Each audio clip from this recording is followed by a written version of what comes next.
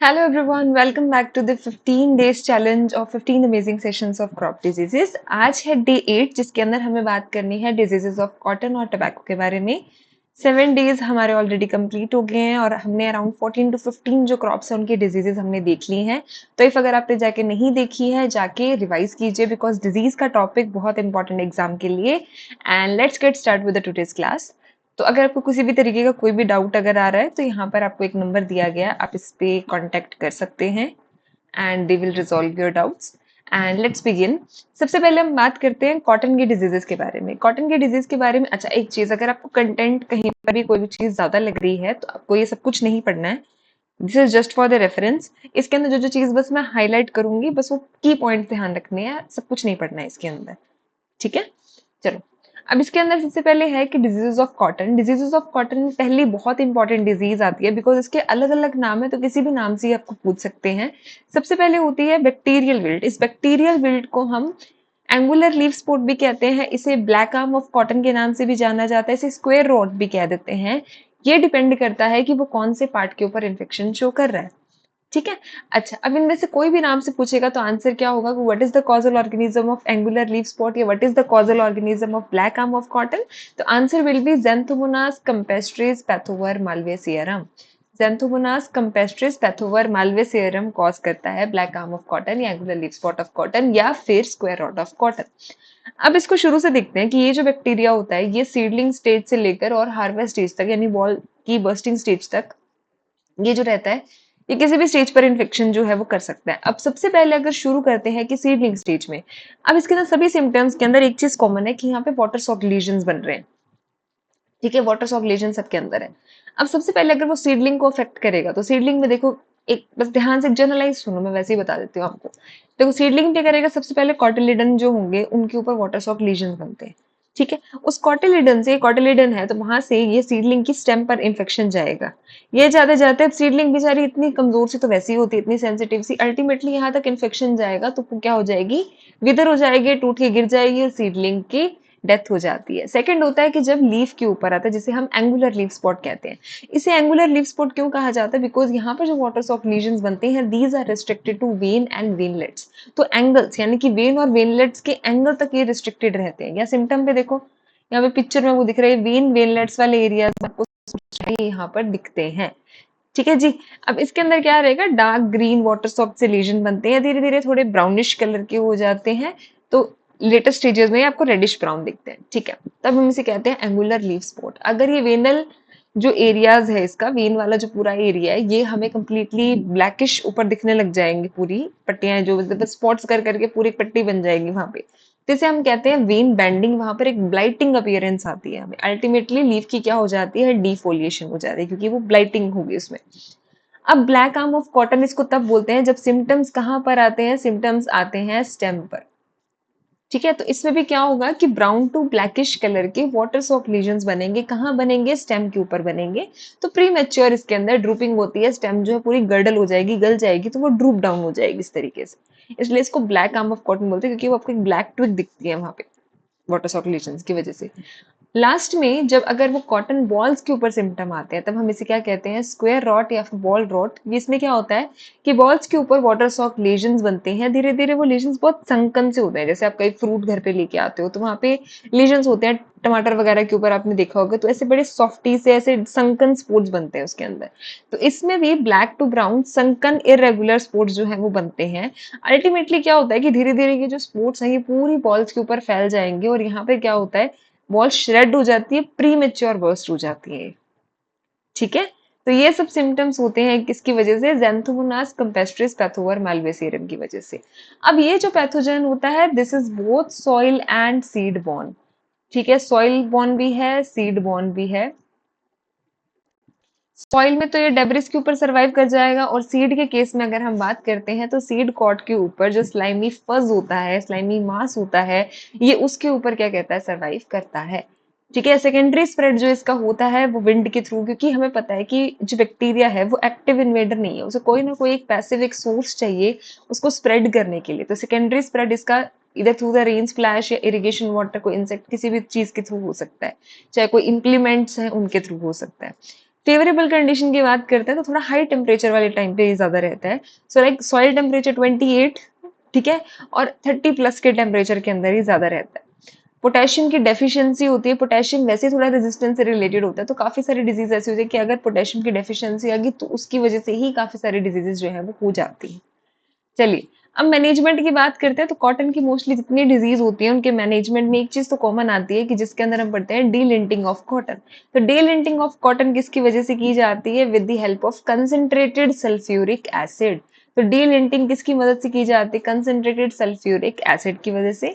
इसके अलावा हम कार्बोक्सिन, ऑक्सीकार्बोक्सिन यानी कि वाइटावेक्स और प्लांटावेक्स का भी यूज कर सकते हैं, या क्योंकि ये बैक्टीरियल डिजीज है तो हम एंटीबायोटिक दे सकते हैं, स्ट्रेप्टोमाइसिन सल्फेट या कॉपर ऑक्सी क्लोराइड, और साथ में आप पोटेशियम ऐड कर दो इसके अंदर क्योंकि पोटेशियम की डेफिशिएंसी की वजह से हो रही है। ठीक है, तो ये हमारे होते हैं कुछ important points about the bacterial wilt of cotton. अब इसके बाद बात करते हैं तो हम एक फंगल विल्ट भी आती है इसके अंदर। तो जो फंगस की वजह से जो इसमें विल्ट आती है that is basically because of fusarium oxysporum फॉर्मा स्पेशलिस वास इन्फेक्टम। बैक्टीरियल कौन सी थी? ज़ेंथोमोनास कैम्पेस्ट्रिस पैथोवर माल्वेसियरम। और यहाँ पे फंगल विल्ट कौन सी है? फ्यूजेरियम ऑक्सीस्पोरम फॉर्मा स्पेशलिस वास इन्फेक्टम। ठीक है जी। अच्छा, अब फंगल वेल्ट है तो फंगल वेल्ट होते ही फ्यूजेरियम आते ही एक चीज तो पता है कि इसके अंदर वेस्कुलर बंडल्स पे इफेक्ट पड़ता है। वेस्कुलर बंडल्स पे इफेक्ट पड़ता है तो अंदर जो वेस्कुलर बंडल्स है वो कैसे होगी? डिस्कलरेशन हमें उसके अंदर दिखती है, विल्टिंग दिखेगी, येलोइंग दिखेगी इसमें। तो इसमें होता है क्या देखो, yellowing and browning of the cotyledons ultimately फिर पिटियोल तक आ जाता है, पिटियोल जो अटैचमेंट पार्ट होता है। फिर इसके अंदर बेसिकली हमें पता है विल्ट में क्या होता है कि टर्जिडिटी लूज हो जाती है और जिसकी वजह से वो ड्रूप डाउन हो जाती है, इस तरीके से विल्टिंग हो जाती है इसके अंदर। तो अल्टीमेटली जो वेस्कुलर टिश्यूज है, वेस्कुलर बंडल्स को कट करोगे अंदर हमें ये क्या दिखती है? Brownish discolouration.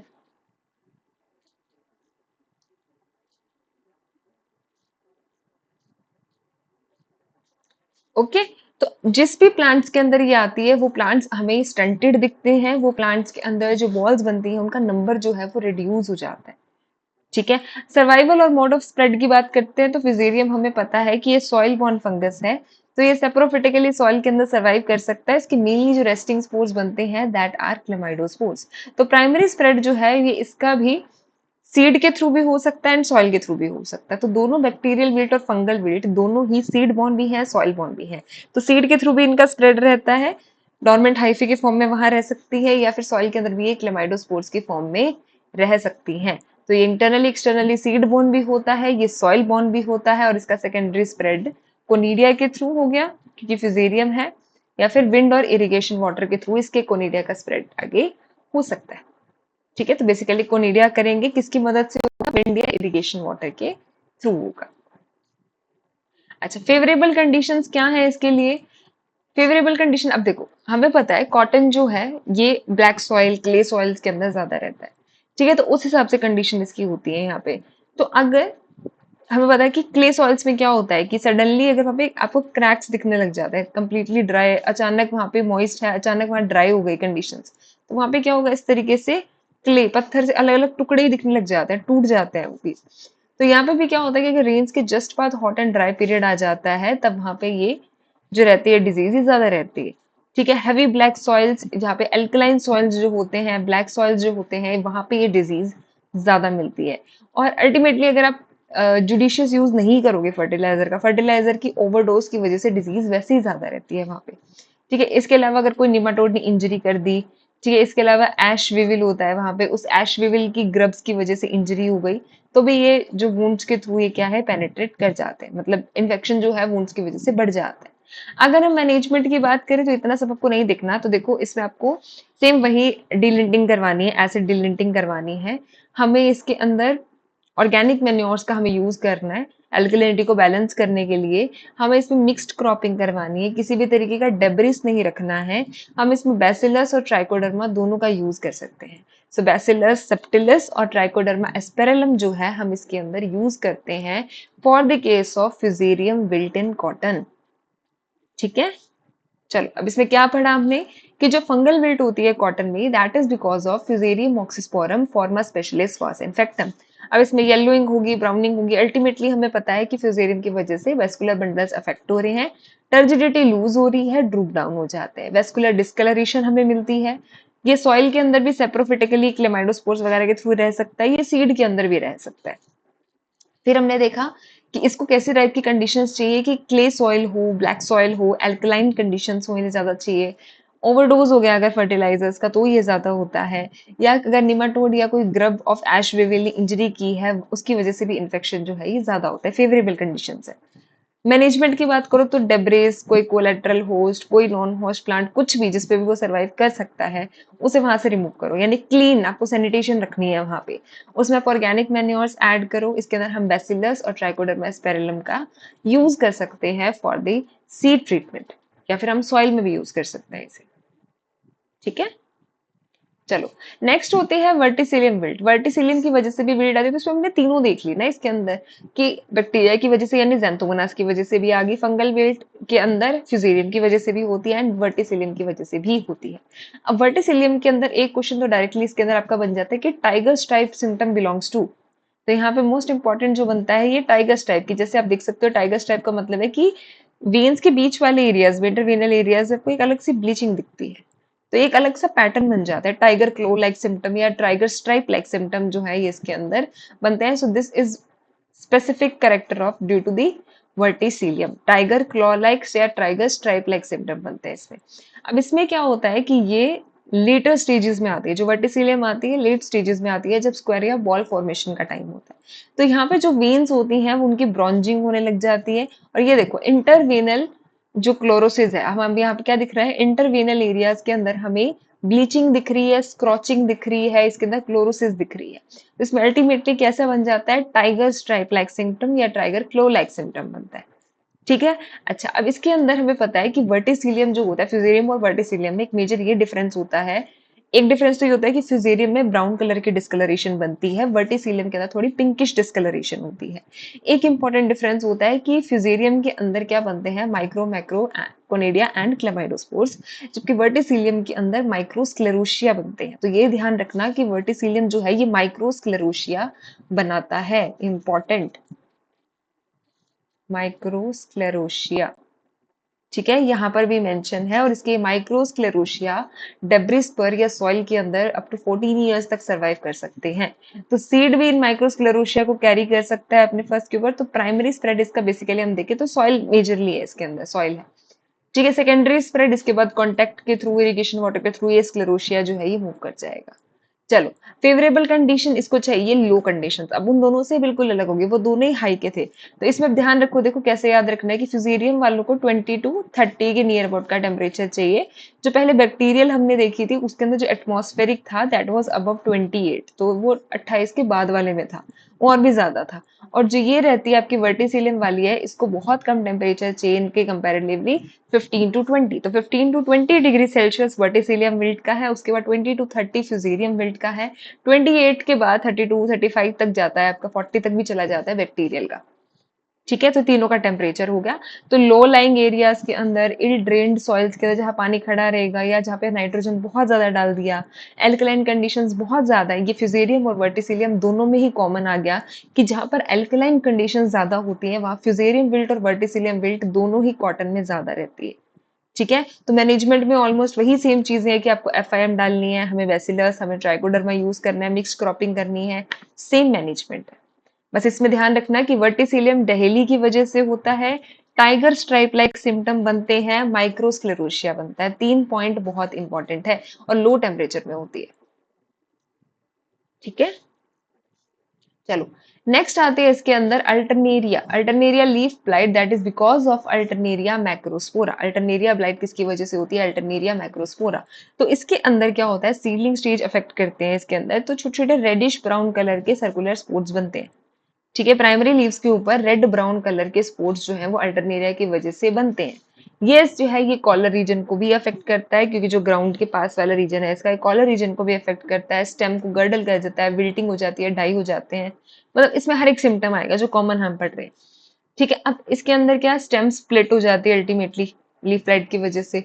बॉल्स के ऊपर अभी आपको सेम सिम्टम दिखते हैं, डिप्रेस्ड यहाँ पे रेडिश ब्राउन कलर के। ठीक है, तो अच्छा ये होता है अल्टरनेरिया की वजह। तो यहाँ पे देखो कंसेंट्रिक आपको संकन से यहाँ पे स्पॉट दिखते हैं, ब्लाइटिंग हो जाती है, डिप्रेस्ड स्पॉट दिखते हैं बॉल के ऊपर। यहाँ देखो अंदर की तरफ है तो ये डिप्रेस्ड स्पॉट्स दिखते हैं। इसका सर्वाइवल जो होता है, अब अल्टरनेरिया है, ये डोरमेंट माइसिलियम की फॉर्म के अंदर सीड में सर्वाइव कर सकता है, तो ये सीड बॉर्न हो गया। तो अल्टरनेरिया वाला क्या हो गया, सीड बॉर्न भी है, सॉइल बॉर्न भी है बेसिकली। तो ये सॉइल के ऊपर डेब्रिस पे भी सर्वाइव कर सकता है, ये सीड के कॉट पे भी सर्वाइव कर सकता है। तो प्राइमरी थ्रू सीड और सॉइल, सेकेंडरी जो है वो एयरबॉर्न कोनिडिया की वजह से होता है। ठीक है, मैनेजमेंट की बात करते हैं तो हम इसमें कॉपर ऑक्सीक्लोराइड या क्लोराथेलोनिल का यूज कर सकते हैं एसिड डीलिंटिंग के लिए।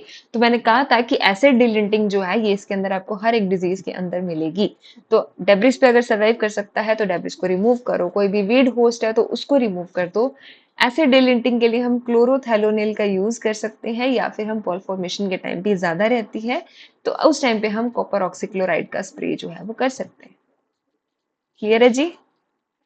चलो, नेक्स्ट आ जाती है हमारे पास ग्रे या एरियोलेट माइल्ड्यू। अब इसके अंदर कॉटन और टबैको में ही कुछ कॉमन से नाम वाली जो है ना, ये इसके थोड़ा सा ध्यान रखना कि कौन सी किससे बिलोंग करती है, क्योंकि डायरेक्टली सिर्फ होस्ट भी पूछ सकते हैं आपसे। तो ग्रे या एरियोलेट मिल्ड्यू से कुछ तो ऐसे ध्यान आ गया कि अच्छा मिल्ड्यू ऊपर से ग्रे कलर है, यानी कि ग्रे कलर के कुछ पाउडर से हमें इसके ऊपर देखने को मिलेंगे। फोटो में भी देख रहे हो ग्रेश कलर का पाउडरी लाइक सिम्टम्स आ रहा है। किसकी वजह से हो रहा है? रामू जी लेकर आए हैं ग्रे पाउडर। तो रामू जी का क्या हो गया? Grey areolate mildew, Ramularia areola, Ramularia areola. आराम से उड़ते उड़ते आ रहे थे, साथ में ग्रे कलर का मिल्ड्यू जो है रामू जी ले आए। तो इसके अंदर हमें क्या मिलते हैं? इरेगुलर से एंगुलर, हमें वही वेन वेनलेट्स एरिया के अंदर ग्रेश पाउडरी मास मिलता है। ठीक है, अल्टीमेटली क्या होती है? लीफ येलो हो जाती है, जिसे हम normally downy mildew, powdery mildew case में पढ़ते हैं। अच्छा, तो इसके अंदर सर्वाइवल जो होता है, इसके अंदर ये इन्फेक्टेड क्रॉप रेजिड्यू पे सर्वाइव कर सकता है। ये सेल्फ सॉन कॉटन प्लांट यानी कि वॉलंटियर प्लांट्स पे भी ये रह सकता है। प्राइमरी स्प्रेड इसका डेब्रिस के थ्रू रहता है, और सेकेंडरी स्प्रेड जो इसका रहता है that is through wind, rain splash वगैरह। ठीक है, तो इसके अंदर बाकी और कुछ भी ज्यादा इंपॉर्टेंट कुछ ध्यान मत रखना, इतने मेजर डिजीज नहीं है। बस ये ध्यान रखना कि ग्रे या एरियोलेट माइल्ड्यू किस में पढ़ी हमने? कॉटन के अंदर पढ़ी। कौन लेके आया था? रामू जी लेके आए थे। ठीक है, फिर आ जाती है हमारे पास कोलेटोट्राइकम या एंथ्रेक्नोज। एंथ्रेक्नोज किसकी वजह से मेनली होती है? कोलेटोट्राइकम की वजह से होती है। तो anthracnose of cotton is due to Colletotrichum capsici. एक बार मैं क्रॉस चेक कर लेती हूँ, give me a minute. Okay,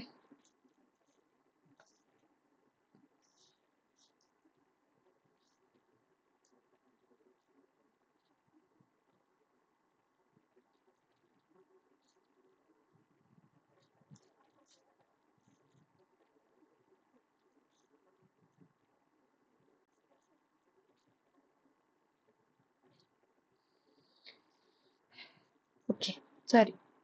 तो यहाँ पे क्या आ जाएगा? हमारा गॉसिपी आ जाएगा। ठीक है जी। तो कोलेटोट्राइकम, अभी मुझे पता है अगर ये नहीं चेक करती यहाँ पे, बस बच्चों के यहाँ कमेंट आने शुरू हो जाएंगे। सही पता नहीं, वो गलत बहुत जल्दी पकड़ते हैं। तो कोलेटोट्राइकम गॉसिपी की वजह से होती है एंथ्रेक्नोज। इसकी परफेक्ट स्टेज क्या होती है? ग्लोमेरुला। इसकी परफेक्ट स्टेज क्या होती है? ग्लोमेरुला। अब एंथ्रेक्नोज के अंदर हमें क्या दिखते हैं? रेड ब्राउन कलर के स्पॉट्स बनते हैं बेसिकली। रेड ब्राउन कलर के स्पॉट्स आपको इसके कॉटिलेडन के ऊपर दिखेंगे, आपको इसके अंदर स्टेम पे दिखेंगे, तो स्टेम गर्डल हो जाती है, स्टेम की स्प्लिटिंग हो जाती है, वाटर सॉक लेजन्स आपको बॉल्स पे भी दिखते हैं। ठीक है, लिंट के ऊपर आपको थोड़ा थोड़ा येलोइश ब्राउन कलर दिखता है फाइबर पे। ठीक है, अब कोलेटोट्राइकम से रिलेटेड क्या इंपॉर्टेंट पॉइंट्स होते हैं? कोलेटोट्राइकम कौन सी ये सेक्सुअल फ्रूटिंग बॉडी बनाती है? ये बनाती है एसरबिलाई। इसके कोनिडियोफोर्स जो होते हैं वो थोड़े से कर्व, थोड़े से क्लब शेप्ड के होते हैं। अच्छा, अब इसमें कोनिडिया की शेप जो होती है दैट इज फाल्केट कोनिडिया। फाल्केट कोनिडिया आपको मिलते हैं कोलेटोट्राइकम के अंदर। एसरबिलाई बनता है इसके अंदर, और ये जो रहती है, जो डिजीज है, ये सीड के ऊपर भी सर्वाइव कर सकती है, डेब्रिस पे भी सर्वाइव कर सकती है। ठीक है, सेकेंडरी तो इसका कोनिडिया के थ्रू होगा। अब ये पैथोजन जो है ये कुछ वीड होस्ट पे भी सर्वाइव कर सकते हैं, जैसे कि सिंपल सा हिबिस्कस ध्यान रखोगे। ठीक है, हिबिस्कस पे भी सर्वाइव कर सकता है। एसरबिलाई बनती है कोलेटोट्राइकम के कोनिडिया फाल्केट शेप के होते हैं। कोनिडिया फॉर स्लाइटली से कर्व्ड और क्लब शेप के बनते हैं इसके अंदर। ठीक है, मैनेजमेंट की बात करो, डीलिंटिंग करने कॉपर ऑक्सीक्लोराइड, मैंकोजेब, तो ये ज्यादा ध्यान नहीं रखना है। ठीक है, अच्छा, cotton leaf curl. Cotton leaf curl की अगर आप बात करते हो तो इसके अंदर डाउनवर्ड कर्लिंग भी मिलती है, अपवर्ड कर्लिंग भी मिलती है। वेन्स, वेनलेट्स जो है ये थोड़े थिकेंड हो जाते हैं इसके अंदर। अब ये किसकी वजह से होती है? देखो, कॉटन लीफ कर्ल जो होती है ये बिगोमो वायरस की वजह से होती है। ठीक है। विगोमो वायरस जो होता है ये सिंगल स्ट्रैंडेड डीएनए वायरसेस होते हैं। बाईपार्टाइट जीनोम होता है इनका, बाईपार्टाइट जीनोम होता है। व्हाइट फ्लाई की वजह से ही क्या होते हैं, ट्रांसमिट होते हैं, जिसे हम बेमीसिया टेबेसाई कहते हैं। ठीक है। तो कॉटन लीफ कन वायरस विगोमो वायरस से बिलोंग करता है। जेमिनी विरिडी इसकी फैमिली है। जेमिनेट पार्टिकल्स बाईपार्टाइट पार्टिकल्स होते हैं। सिंगल स्ट्रैंडेड डीएनए होता है जेमिनी वायरस में। ठीक है। अच्छा, अब इसके अंदर इसको ये जो रहता है, इसके अल्टरनेट कल्टिवेटेड होस्ट रहते हैं वहां पे। सीड कॉन्टेक्ट के थ्रू ये नहीं होता है transmit. This is purely because of the white fly Bemisia tabaci, तो ये ध्यान रखना। अगर हमें मैनेजमेंट की बात करनी है तब इसमें हम एक फंजाई का यूज कर सकते हैं, दैट इज पेसिलोमाइसिस। तो कॉटन लीफ कल के लिए हम एक फंगस का यूज करते हैं इसकी मैनेजमेंट के लिए, दैट इज पेसिलोमाइसिस फेरिनोसस, जो कि इस बेमीसियस व्हाइट फ्लाई के ऊपर पैरासिटाइज करता है। ठीक है। चलो, अब इसमें क्या है, पेसिलोमाइसिस ध्यान रखना है। इसके अलावा वेक्टर की मैनेजमेंट के लिए हम सिस्टेमिक इंसेक्टिसाइड्स का यूज करते हैं। अगली आती है आपके पास रूट रोट। रूट रॉट की बात कर रहे हैं तो ये रूट रॉट इसके अंदर राइजोक्टोनिया की वजह से होती है। तो बहुत देखो, अब ये जो आप पढ़ लोगे ना तो आपको एक जनरल पैथोजन के पता लग जाएंगे। अगर उस पैथोजन का इन्फेक्शन हो रहा है तो किस तरीके के सिम्टम आते हैं। राइजोक्टोनिया हम जनरली जैसे शीट ब्लाइट के अंदर पढ़ते हैं या हम रूट रॉट के अंदर पढ़ते हैं। तो इस तरीके के सिम्टम्स ही हमें जनरली राइजोक्टोनिया से पता लगते हैं। अब अगर कॉटन के अंदर रूट रोट हो रही है, किसकी वजह से हो रही है, वो राइजोक्टोनिया सोलेनाई की वजह से हो रही है। सीडलिंग में आएगी तो सीडलिंग को ब्लाइट कर देती है ये। एक इसमें इंपॉर्टेंट सा टर्म आती है, ये मैंने हाईलाइट किया है यहाँ पे, सोरशिन स्टेज होती है।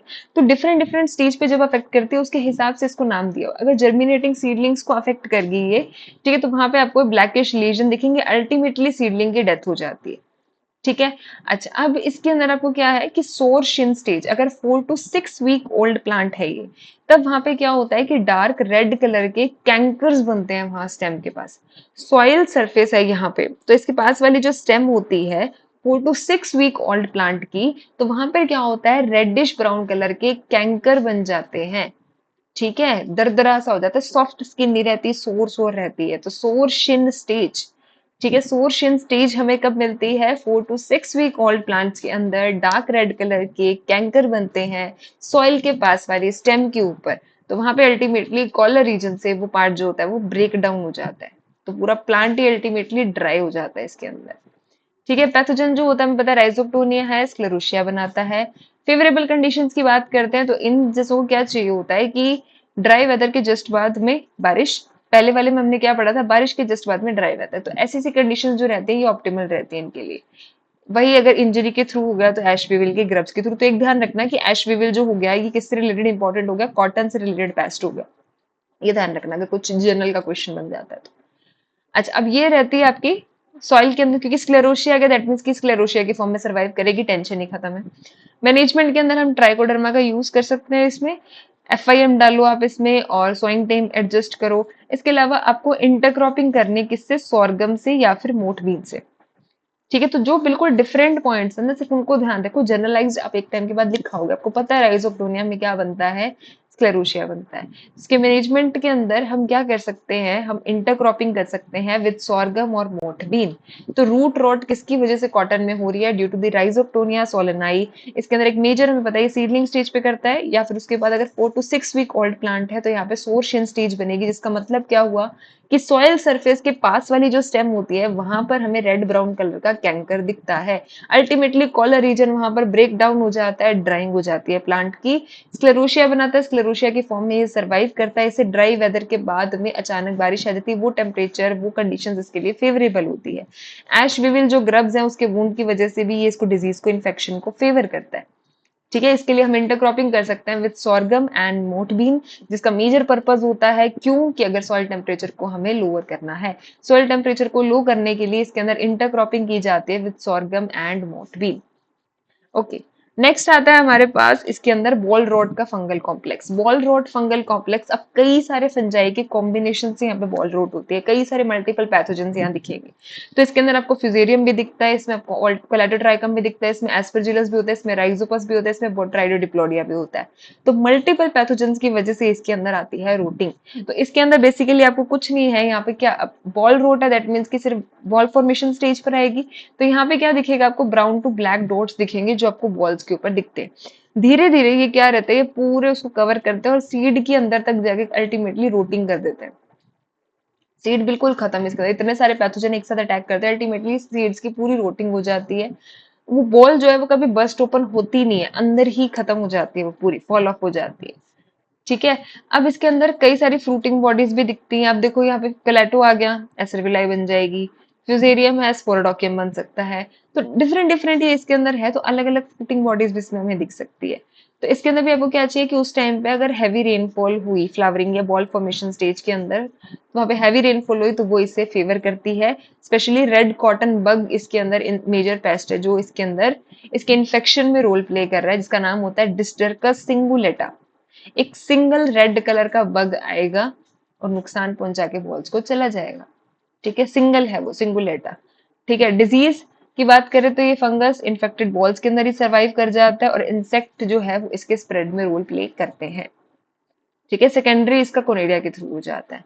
मैनेजमेंट की बात करते हैं तो हम इसमें कॉपर ऑक्सीक्लोराइड डाल सकते हैं। तो बॉल रॉट फंगल कॉम्प्लेक्स की अगर हम बात करते हैं तो कई सारे डिफरेंट फंजाइस में इन्वॉल्व होते हैं। इसमें फ्यूजेरियम होता है, कोलेटो होता है, एस्परजिलस है, राइजोपस है, बोट्राइडोडिप्लोडी आ जाता है। अब ये जो रहते हैं बॉल्स पर ही रहते हैं इसके अंदर, और इसमें आपको पहले बॉल्स के ऊपर ब्राउन ब्लैक कलर के डॉट्स दिखते हैं। वो धीरे धीरे डॉट जो है ये पूरी बॉल को कवर कर लेते हैं। टिश्यू अंदर तक पूरे उनकी रोटिंग हो जाती है, वो गल जाते हैं, बेसिकली सीड्स भी पूरे इसके अंदर रोट हो जाते हैं, तो वो अल्टीमेटली प्री मेच्योर स्टेज पे ही फॉल ऑफ हो जाती है इसके अंदर। तो वो कभी ओपन होती नहीं है बॉल्स इसमें। अब इसमें कई सारे पैथोजन है, कई सारी फ्रूटिंग बॉडी बन सकती है, डिपेंड करता है कि मेजर कौन सा फंजाई इसमें इन्वॉल्व है। फेवरेबल कंडीशन की बात करते हैं तो इसके अंदर एक तो हैवी रेनफॉल हो जाए अगर बॉल फॉर्मेशन स्टेज पे, दैट इज वेरी फेवरेबल। इसके अलावा जो बूंज आ जाते हैं, किसकी वजह से, सिंगल था, रेड कलर का बग था, अकेला आके नुकसान पहुंचा के चला गया बॉल्स को। तो डिसडर्कस सिंगुलेटा जो है इसके अंदर रेड कॉटन बग है। ठीक है। डिजीज साइकिल ये बॉल्स के ऊपर सॉइल में सर्वाइव करता है। सेकेंडरी स्प्रेड जो इसका होता है दैट इज बिकॉज ऑफ कोनिटिया। ठीक है, इसकी मैनेजमेंट के लिए ऑप्टिमम स्पेसिंग रखनी चाहिए, ऑप्टिमम यूज ऑफ फर्टिलाइजर रखना चाहिए, कॉपर ऑक्सीक्लोराइड हम इसमें स्प्रे कर सकते हैं। ओके। अब आती है हमारे पास कुछ टबैको की डिजीज। टबैको के अंदर क्या रहती है, सबसे पहले होती है डैम्पिंग ऑफ। डैम्पिंग ऑफ किसकी वजह से हो जाती है, पीथियम ऑफ एनिडर्मिटम, क्योंकि पीथियम बेसिकली रिलेटेड होता है किससे, डैम्पिंग ऑफ से। अब डैम्पिंग ऑफ जो रहती है ये नर्सरी की बहुत सीरियस प्रॉब्लम, एक तो इंपॉर्टेंट चीज हमें पता है कि नर्सरी स्टेज पे, सीडलिंग स्टेज पे आ जाती है इन हैवी क्ले सॉइल्स। ठीक है, अब हैवी क्ले सॉइल्स है, वहां पे पानी वैसे ही बहुत ज्यादा वहां पे एब्जॉर्ब रहता है, ह्यूमिडिटी वैसे ही ज्यादा रहती है, तो वहां पे डैम्पिंग ऑफ जो है काफी सीरियस दिक्कत रहती है यहाँ पे। तो पीथियम अफेनिडर्मेटम, पीथियम डी बेरियनम, पाइटोप्थोरा या राइजोक्टोनिया भी इसके अंदर कई बार इन्वॉल्व रहता है। तो इसमें प्री इमर्जेंस डैम्पिंग ऑफ होती है, पोस्ट इमर्जेंस होती है। प्री इमर्जेंस अगर वो सॉइल से बाहर आने से पहले उसमें अंदर पूरी रोटिंग हो गई तो भी वो आगे इमर्ज ही नहीं होंगी सीडलिंग्स। और अगर पोस्ट इमर्जेंस है तो ये वाली जो फेज रहती है ज्यादा डिस्ट्रक्टिव रहती है। तो most destructive phase is post emergence. तो इसके अंदर क्या रहता है कि जो टू लीव्ड सीडलिंग्स होती है उसके अंदर उनकी स्टेम की, उनकी लीव्स की पूरी रोटिंग दिखने लग जाती है। ठीक है, टॉपल डाउन हो जाती है फिर वो। मैनेजमेंट की बात करते हैं तो हमें इसके अंदर डिप्लॉइंग करना है, क्योंकि सॉइल बॉन्ड फंजाई है ये। ठीक है, सॉइल बॉन्ड डिजीज है ये। इसके अंदर हमें थोड़े रेज्ड बेड रखने हैं। वही चीज कि अगर आप उसको ह्यूमिडिटी वाटर लॉगिंग से प्रिवेंट कर सको तो बिल्कुल फ्लैट सरफेस पे नहीं रखना। ड्रेनेज मेनली अफेक्ट करती है, ड्रेनेज प्रॉपर होनी चाहिए इसके अंदर। और इसके अलावा हम बॉर्डेक्स मिक्सचर या कॉपर ऑक्सीक्लोराइड का स्प्रे इसके अंदर कर सकते हैं। तो अगर हम बात करते हैं टोबैको की पहली डिजीज कौन सी पड़ी है, दैट इज डैम्पिंग ऑफ। किसकी वजह से होती है, पीथियम इन्वॉल्व है, फाइटोप्थोरा है, राइजोक्टोनिया भी आ सकता है। क्ले सॉइल्स के अंदर ज्यादा रहती है, नर्सरी की दिक्कत ये ज्यादा रहती है। ठीक है, अब इससे प्री इमरजेंस होता है, पोस्ट इमरजेंस होता है। ज्यादा नुकसान वाला, ज्यादा डिस्ट्रक्टिव कौन सा होता है, पोस्ट इमरजेंस होता है। ठीक है, तो वही ब्राउन डिस्कलरेशन, टॉपल डाउन, ये सब हो जाएगा, रोटिंग हो जाएगी। मैनेजमेंट में हमें क्या करना है, समर के अंदर डीप प्लॉइंग करनी है, रेस्ड बेड बनाने हैं, ड्रेनेज का ध्यान रखना है, वाटरिंग उस तरीके से करनी है कि बस एक्सेसिव डैम्पनेस नहीं होनी चाहिए। इसके अलावा बॉर्डेक्स मिक्सचर और कॉपर ऑक्सीक्लोराइड का हम इसमें स्प्रे कर सकते हैं। अब आ जाते हैं कुछ ऐसे डिजीज के अंदर है जिसका कॉमन नेम से पूछ लेते हैं कि black shank is belong to, या black shank disease is belong to, तो हमें बताना टबैको से बिलोंग करती है। दूसरा पूछ लिया है कि black shank of tobacco is caused by, तो ये किसकी वजह से होती है, फाइटोप्थोरा पैरासिटिका वेराइटी निकोशियान। तो जैसे मैच द फॉलोइंग में भी मैच के लिए दे देते हैं, तो ब्लैक शैंक किसकी वजह से होती है, फाइटोप्थोरा पैरासिटिका की वजह से होती है। ठीक है, तो इसमें ब्लैक शैंक दे रखा है, यानी कि इसमें कुछ ना कुछ इसका कोई ना कोई पार्ट जो है वो ब्लैक पूरा है पूरा। तो नर्सरी के अंदर जो अफेक्टेड सीडलिंग्स है, ये इसकी रूट्स और स्टेम जो रहती है सॉइल के पास वाली, ये पूरी हमें ब्लैक दिखती है। ठीक है, वेट कंडीशंस के अंदर धीरे धीरे ये जो कोनिडिया है ये लीव्स तक जाएंगे और वहां पे लीफ के ऊपर भी वाटर सॉफ्ट लीजन्स बन जाते हैं, अल्टीमेटली वो कोलैप्स हो जाती है। ठीक है, तो यहाँ पे हमें ब्लैक ब्राउन कलर के वाटर सॉफ्ट लीजन दिखते हैं लीव्स के ऊपर भी, स्टेम के ऊपर भी, कॉलर रीजन के ऊपर भी। अल्टीमेटली वहां पे क्या हो जाती है, रोटिंग और नेक्रोसिस हो जाती है। ठीक है, अल्टीमेटली वहां पे क्या, लास्ट में पूरी पिथ जो है अंदर ब्लैकिश और ड्राइड पिथ दिखती है हमें। मैनेजमेंट की अगर हमें बात करनी है तो ड्रेंचिंग का ध्यान रखना है और इसमें हम वही बॉर्डेक्स या कॉपर ऑक्सीक्लोराइड डाल सकते हैं। तो ब्लैक शैंक बेसिकली इंपॉर्टेंट तो यही ध्यान रखना है इसका कॉजल ऑर्गेनिज्म कि ब्लैक शैंक ऑफ टबैको किसकी वजह से हो रहा है, फाइटोप्थोरा पैरासिटिका की वजह से हो रहा है। ठीक है, अगले आते हैं इसके अंदर एंथ्रेक्नोज। एंथ्रेक्नोज किसकी वजह से होते हैं, कोलेटोट्राइकम टबैकम। तो इसमें अब आपको बहुत ज्यादा याद करने की जरूरत नहीं है, हमें पता है एंथ्रेक्नोज में कैसे बनते हैं। तो इसके अंदर पेल ब्राउन सर्कुलर से स्पॉट्स बनते हैं। ठीक है, थोड़ी सी रेज्ड साइड में ब्राउन मार्जिन हमें दिखती है, पेपरी सा डिप्रेस्ड एरिया होता है। अब इसमें वही लास्ट में क्या होगा, आपको संकन नेक्रोटिक लीजन्स बन जाते हैं। Primary infection starts from the affected bits, तो डेब्रिस पे सर्वाइव करता है सॉइल पे, वहां से प्राइमरी इन्फेक्शन हो जाता है। ठीक है, अब कलेटो है तो यहाँ पे वही एसरविलाई का फॉर्मेशन होता है, फाल्केट शेप कोनिडिया होता है, ये हमने पढ़े पहले। मैनेजमेंट के अंदर हमें वही रेस्ड बेड्स बनाने हैं और हम इसके अंदर कोई भी डेब्रिस है उसको रिमूव कर देना चाहिए हमें। ठीक है, डिजीज सीडलिंग जो भी दिख रही है अल्टीमेटली वो बाद में जाके कुछ फ्रूटिंग बॉडीज वगैरह डेवलप के, इससे पहले उसको रिमूव कर देना चाहिए। इसके अलावा हमें बॉडेक्स मिक्सचर डालना है। ठीक है, अगले इंपॉर्टेंट जो है डायरेक्टली पूछ सकते हैं, that is frog I leaf spot. तो टबैको के अंदर ब्लैक शैंक भी हो रही है, टबैको के अंदर फ्रॉग आई लीफ स्पॉट जो है वो भी होती है इसके अंदर। ठीक है, तो इसके अंदर जो फ्रॉग आई लीफ स्पॉट है ये किसकी वजह से हो रही है, सर्कोस्पोरा निकोशियानी। फ्रॉग आई लीफ स्पॉट किसकी वजह से हो रही है, सर्कोस्पोरा निकोशियानी। और जो ब्लैक शैंक थी वो किसकी वजह से हो रही थी, फाइटोप्थोरा पैरासिटिका वैरायटी क्या हो गया, निकोशियानी हो गया। अब फ्रॉग आई लीफ स्पॉट में क्या होता है, फ्रॉग की आईज की तरह क्यों दिख रहा है, क्योंकि इरेगुलर से ब्राउन राउंड कलर के स्पॉट्स बनते हैं। सेंटर इसका थोड़ा सा क्रैक्ड रहता है, थोड़ा लाइटिश कलर का हो जाता है, मार्जिन थोड़ी सी डार्क होती है, तो वो आई जैसे अपीयरेंस होती है, जैसे मेंढक की आईज होती है। ठीक है, तो फ्रॉग आई जो एक पिन पॉइंट साइज के अंदर हमें दिखती है हॉट ड्राई वेदर के अंदर। अल्टीमेटली ये इन्फेक्शन लीव्स से शुरू होता होता है स्टेम के ऊपर कैंकर कर देता है। तो लीफ पे आपको इरेगुलर स्पॉट्स मिलते हैं। अल्टीमेटली लीफ जो है वो क्रैक्ड सेंटर, अंदर से पत्तियां टूट जाती हैं, लीफ फॉल ऑफ हो जाती है, स्टेम के ऊपर जो है वो कैंकर बनते हैं, बॉल्स पे इन्फेक्शन होता है, बॉल्स पे टूट के गिर जाती हैं। तो जो इसमें हॉट ड्राई वेदर होता है उस टाइम पे हमें पिन पॉइंट फ्रॉग आई स्पॉट जो है वो यहाँ पे दिखते हैं। ठीक है, अच्छा अब इसके अंदर क्या होता है, मैनेजमेंट की अगर आप बात करोगे तो इसके अंदर हमें डेब्रिस को रिमूव करना है, नाइट्रोजन का एक्सेस फर्टिलाइजेशन नहीं देना है। फंजिसाइड स्प्रे हम किसकी करा सकते हैं, बॉडेक्स मिक्सचर की, जिनेब की, बेनोमाइल की। ठीक है, अच्छा अभी in the field removal of sand leaves immediately by the transplant, कोई भी तरीके की वहां पे सैंड लीव्स नहीं होनी चाहिए। पाउडरी मिल्ड्यू टबैको के अंदर किसकी वजह से होता है, Erysiphe cichoracearum variety nicotianae. Powdery mildew in tobacco is because of Erysiphe cichoracearum variety nicotianae. तो इसके अंदर आपको दिखते हैं ग्रे व्हाइट कलर के टाल्कम से यहाँ पे स्पोर्स पिस्ट्यूल्स हमें मिल्ड्यू के दिखते हैं। ठीक है, फेवरेबल कंडीशन लो टेम्परेचर पे रहती है ये, तो वहां पे ये व्हाइट पैचेस जो है ये धीरे धीरे लोअर लीफ से अपर लीफ पे स्प्रेड होंगे, पूरी लीफ सरफेस को कवर करते हैं। पिक्चर में देखो किस तरीके से पूरी लीफ जो सरफेस है वो इन ग्रे पाउडर लाइक जो पिस्ट्यूल्स हैं इनसे किस तरीके से कवर हो चुके हैं। तो बेसिकली कोनिडिया है उसके। तो यहाँ पे क्या होता है हमारे पास, अल्टीमेटली वो अनफिट हो जाती है मार्केटिंग के लिए, आप नहीं बेच सकते उसे। Okay, tobacco leaf curl virus की अगर आप बात करते हो तो ये टबैको लीफ कर्ल्स ये व्हाइट फ्लाई के थ्रू ट्रांसमिट होता है, ग्राफ्टिंग से के थ्रू भी ये ट्रांसमिट हो सकता है। तो लीफ कर्ल जो टबैको के अंदर है और कॉटन के अंदर हमने पढ़ा, दोनों ही व्हाइट फ्लाई के थ्रू हो रहा है। इसके अंदर जो टबैको लीफ कर्ल है ये ग्राफ्टिंग के थ्रू भी होता है और इसके अंदर हमें इनेशंस दिखते हैं। ये एक इंपॉर्टेंट चीज है कि इसमें इनेशंस बेसिकली क्या होते हैं, छोटी छोटी इस तरीके से एक्स्ट्रा आउट लीफी आउटग्रोथ निकलने लग जाती है। So that is also a viral symptom.